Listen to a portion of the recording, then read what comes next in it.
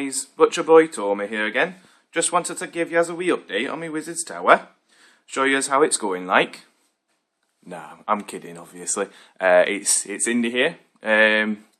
Just about finishing up on my Wizard's Tower. Just wanted to give you a quick update like I say. But I couldn't resist putting on the old accent there. Probably sounds nothing like him really, but in my head it's funny. In my wee head like.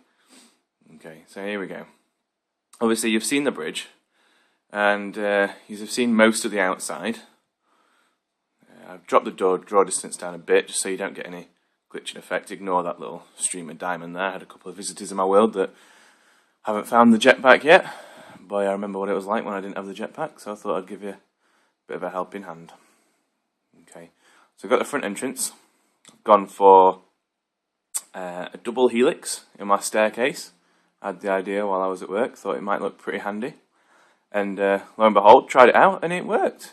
In all seriousness, I don't think me and Paul Thompson, I don't think we'd get along very well in the building stakes because he's very meticulous with his planning and he's very good with it like. And unfortunately, I just sort of build and pray and hope that it's going to come together. And luckily, this one did, so I stuck with it. Downside of that is one of these walls around here somewhere has got a block missing from it all the way up to the top. So there is a lot to be said for planning. Right then, ground floor, a couple of fireplaces going on. Okay, door to a bit that's not finished yet. Going to have some sort of mine through there, but for the minute, nothing there. So I thought I'd just close it off, give it a nice bit of detail. Okay, so we've got the old table there. Hopefully, when I get the old workshop out, hopefully I'll be able to have a go and get some better detail in here.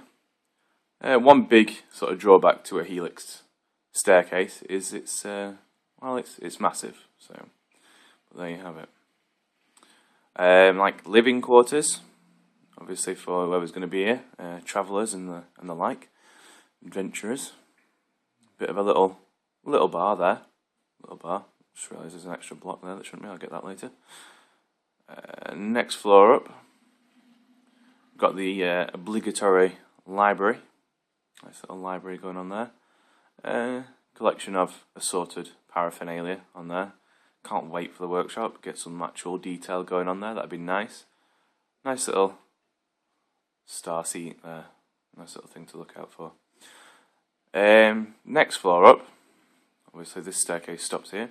Next floor up, this is going to be, well, it was more of an observation room. It's the ring you can see around the outside. Probably should have done this video in daylight actually, so you could actually see, you know, just how far you can see. You can get a bit of a glimpse there. I'm going to leave this room until I do have the workshop because I want to get, you know, like a little wizard's table with his alchemy going on and maybe a couple of map rooms or something going on up here. Anyway, top of this, no stairs in place as yet. I haven't really done much for it. The old chimneys going all the way up there. Just a nice little bit of a gardened area actually, just to break the monotony a bit. Quite like that. Again, I'm thinking more and more I should have done this video in day. I think it was daylight when I started the video, so I think that's just bad timing on my part there. But it's alright.